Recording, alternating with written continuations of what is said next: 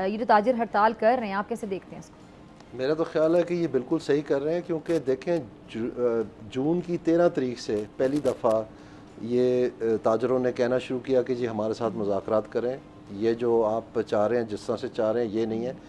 और अभी भी उन्होंने मना नहीं किया है कि हम टैक्स देने के लिए तैयार नहीं हैं, लेकिन जो तरीक़ेकार है उसके ये ख़िलाफ़ है।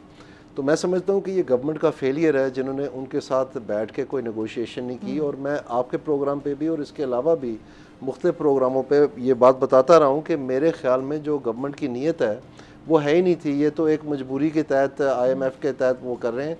उसकी वजह यह है कि मार्च 1 को इस गवर्नमेंट ने हलफ उठाया, तो उसके बाद मार्च में ही ये ताजर दोस्त स्कीम जो है ये लॉन्च होनी थी। तो जान के इन्होंने डिले करते करते करते फाइनली जब ये लॉन्च हुई तो उसके बाद ये पहले महीने से ही ये नज़र आ रहा था कि ये फेल हो गई है, क्योंकि सिर्फ 200 लोगों ने, और आपके प्रोग्राम पे भी शायद मैंने ये कहा था, वो इसमें वॉलंटरीली स्कीम में अप्लाई किया। उसके बाद ये मुज़ाकरात इन्होंने थोड़े से किए जिसमें से वो 1.5 लाख तक चले गए, लेकिन उन 1.5 लाख लोगों ने रजिस्टर किया लेकिन उसमें पैसे कोई नहीं दिए, यानी इसमें कलेक्शन जो है वो ज़ीरो है।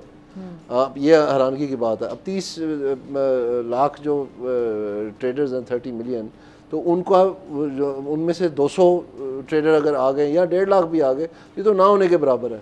तो इनको फिर इन्होंने ये नोटिफिकेशनें कर दी कि जी इस तरह छोटी दुकान का 10,000 है, उससे बड़ी दुकान का 30,000, मतलब एक आर्बिट्रेरी इन्होंने बना करके इतने स्क्वायर फुट की दुकान हो गए तो इतने पैसे, इतने।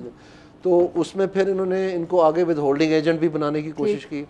तो ये सारी चीज़ें उन्होंने कहा कि भाई हमारा ना कोई अकाउंटिंग सिस्टम है इसके लिए तैयार, ना कुछ है, ना कोई कैपेसिटी बिल्डिंग हुई है, ना हमें किसी ने आके समझाई है बात, आनन फानन आपने ये लगा दी है। तो ये इसलिए ये रिएक्ट किए हैं। और अभी भी वो कह रहे हैं कि इसका तरीक़ाकार नहीं ठीक है। और दूसरी जो कंप्लेंट है इनकी वो इलेक्ट्रिसिटी प्राइसेस की है कि जी इन निर्खों पे हम कारोबार करें क्या, गंजी नहाएगी क्या, नचोड़ेगी क्या, तो हम आपको टैक्स क्या दें, हमारा तो बिजली के बिल नहीं पूरे हो रहे। तो उसमें जो गवर्नमेंट का वो भी सबसे बड़ा फेलियर है। तो इस तरह से जो मैं आपको बार बार कह रहा हूँ कि पावर सेक्टर और FBR ये दोनों अकेले काफ़ी हैं पाकिस्तान को डुबोने के लिए। और गवर्नमेंट ने एक मिजरेबल जो है ना परफॉर्मेंस दी है इन दोनों शोबों में। सब्सक्राइब करें और बेल दबाएं ताकि कोई खबर रह न जाए।